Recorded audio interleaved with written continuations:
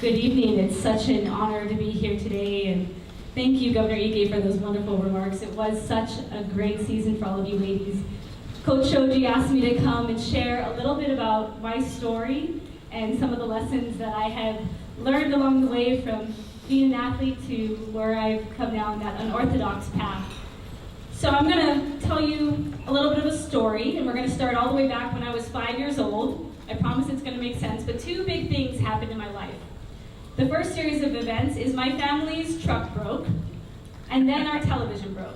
And we only had enough money to fix one, so can you guess what we fixed?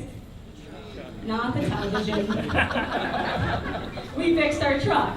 And during that time, when we didn't have a television, my brother and I were doing puzzles, and we were playing outside, and I remember we'd even sit in our garage and listen to the radio and listen to all of the volleyball games. And my brother ended up playing men's volleyball. I didn't quite get there, but that was really a turning point in my life. So I ended up growing up without television all the way through.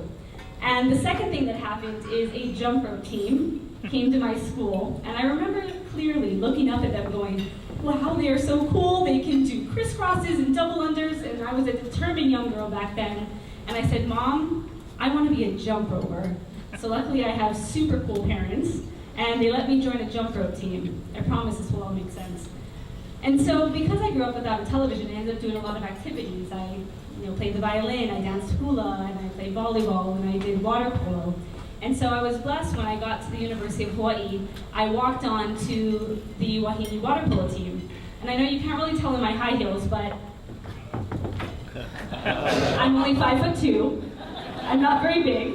I am not your typical water polo player. All the other girls on my team were 6 foot, 6'2". And I don't know if you've ever watched the movie Rudy, but I would have to watch it once before every season just to keep me going.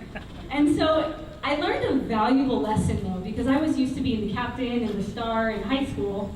And I went to, I think in my 4 years at the university, I think I played maybe a minute and a half, maybe. But I recognized that I had a purpose on that team. And I remember the coach going, if Lauren's lifting that much, you should be able to lift that much, to some of my teammates.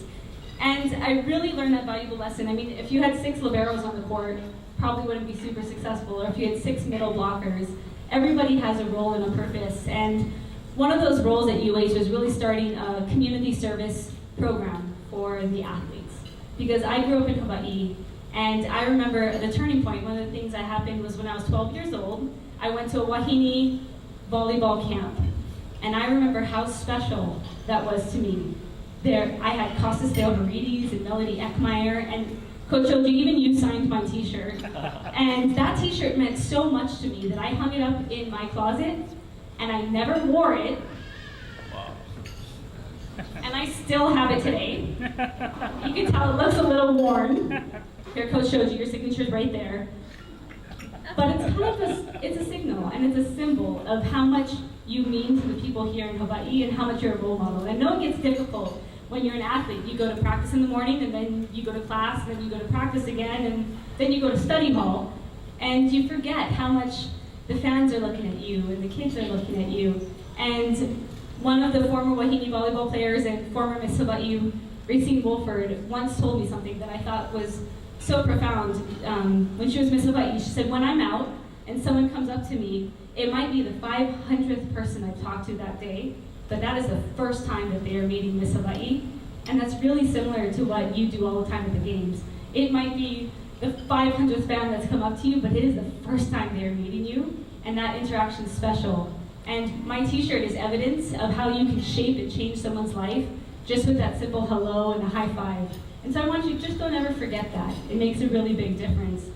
And so those are my athletics, but going on to the academics, the ironic thing was the girl who grew up with no television, I majored in film at the Academy for Creative Media, and we had to do a documentary on something in Hawaii.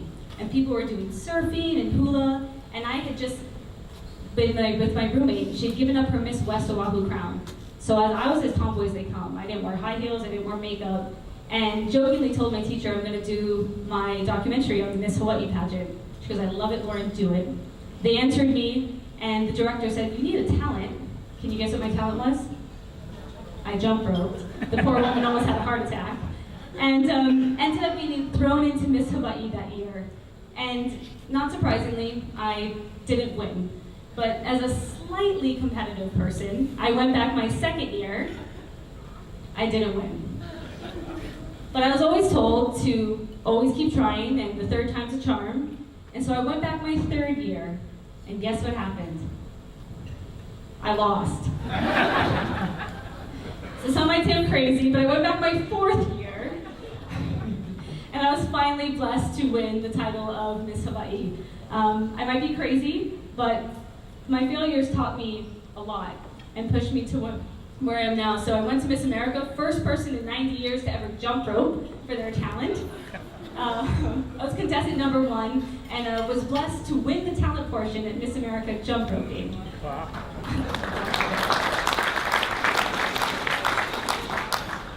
And while that was a huge accomplishment, I didn't end up winning Miss America. But it was on that flight home that after 4 years of eating boiled chicken and broccoli and getting ready for Miss America, I go, why did I do that for the last 4 years of my life? And what I realized, what I loved most about being Miss Hawaii was serving my community, advocating on issues that I was passionate about, and to me, it was a natural extension into public service. And so, many people didn't see that connection or the parallel, but I did. So I finished my title and my year as Miss Hawaii on June 9th, and I started my campaign for State House on June 10th.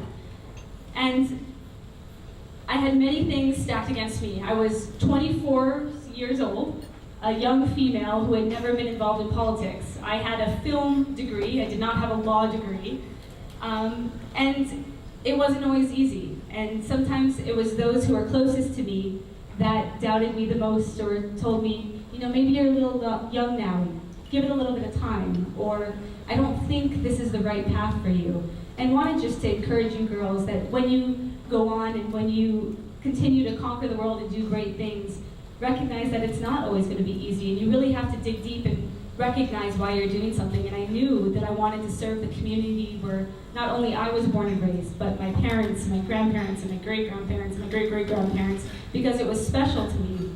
And so I was very blessed to win my election that November and have been serving in the State House for the past 3 years. And it makes such a difference in my life that I know that I'm giving back to the community that raised me. And just to remember that as you continue on. And so in all of the policy that we do, and the governing that goes on, one of my favorite things is to still have a good time. And so I still do a jump rope tour. I go to all the schools and jump rope and teach them how to live healthy. And I've dressed up as Elsa from Frozen because the kids seem to love it. And that's something that, you know, it's a little bit different, and it's okay to be different. And now that I've told you my entire life story, just wanted to conclude by saying each and every one of you have a special talent in this room. I mean, if I can do something as silly as jump roping and make a difference in my community, imagine the talents that we have here.